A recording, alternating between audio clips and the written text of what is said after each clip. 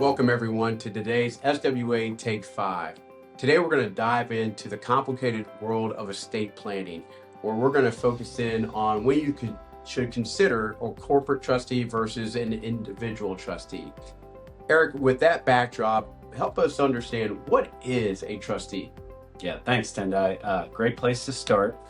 As you know, we work with so many families, helping them develop estate plans, create trust for loved ones.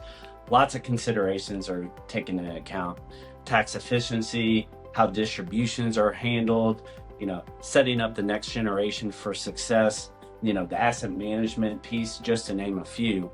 But at the end of the day, who do you appoint to carry out the directives of the trust? Is it a family member? Is it a trusted advisor like a CPA or estate planning attorney? Or is it a financial institution? At the end of the day, this person that you appoint is the trustee. And the trustee, in its simplest definition, manages and administers the trust on behalf of its beneficiaries. Oh, great. So thanks for that backdrop definition. And just to be clear, a corporate trustee is an institution or a person? An institution. Excellent. Yeah. Okay, great. And so what does a corporate trustee do? What are their responsibilities?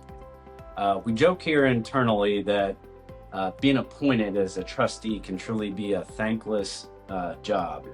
It comes with more responsibilities than most realize. So first and foremost, a trustee is a fiduciary. Simply put, what that means is fiduciary must always act in the best interest of the beneficiaries. It's a high bar. Yeah. They must, understand and follow the trust terms, maintain records, make distributions, and communicate to the beneficiaries, file tax returns, just to name a few. Wow. So it certainly sounds like a full-time job. And then we may have clients who are thinking, when does it make sense to go with an individual trustee or a corporate trustee? Yeah, and let's start with the most common situations. Many clients already have revocable or irrevocable trust in place where individuals can serve, no problem. The revocable trust situation is, let's say, you've updated your estate plan, you have a revocable trust in place. Our client is able to create that revocable trust, fund the revocable trust, and serve as trustee. It will feel like those assets are in their own individual name, and it's not that big of a planning update. Where some of the bigger planning updates come into play is where there's a death or an incapacitation situation. So, that's where a new trustee will step in, Tendai. Okay. Again, sometimes it can make sense that it's an individual, could be a spouse, could be a family member, could be a CPA or estate planning attorney. But there's many situations where that likely doesn't make sense. Gotcha. And I know over the years, we've seen a lot of different scenarios, but we are trying to keep this to 5 minutes. So maybe give us the several scenarios that we have seen this play out here at SWA.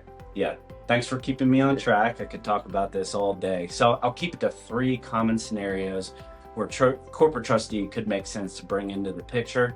Number one, where there's complex or specialized assets, a family that has closely held business interests, a lot of real estate in the picture, it can make sense to consider there. Number 2, large or multi-generational trust.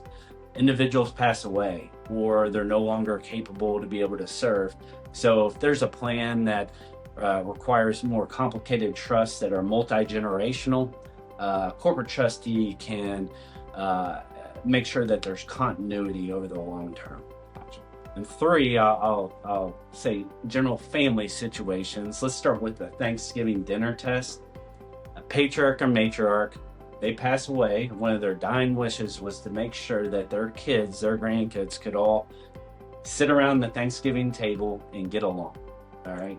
So a corporate trustee, especially when there's a large amount of assets in play, can serve as that role to prevent some of that friction that would naturally come up with blended families when there's situations where they're spendthrift or addiction type issues, or generally family potential strained relationships, a corporate trustee can come in and help mitigate some of that family risk. That's great.